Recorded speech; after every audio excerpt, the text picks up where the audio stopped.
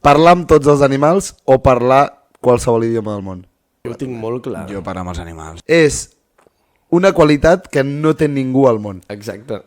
Al final, entre el traductor, que si vols parlar amb qualsevol persona pots contractar inclús un traductor. Els animals no pot ser que tu saps lo multimilionari que et faries? Que les persones et pagarien per dir tu què li passa al meu gos, què pensa el meu gos sobre mi? Que per cert, ara que ho penso, jo ara puc anar i dir no, jo parlo amb els animals.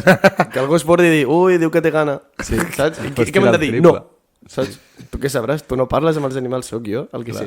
La majoria d'animals no tenen l'intel·lecte i la consciència que té un humà, saps? Que és a dir, no seria com tenir una conversa amb el Pep Gascon o amb el Marc Ventura. És que potser diu... No, però és que saps? Parla Emília et diu...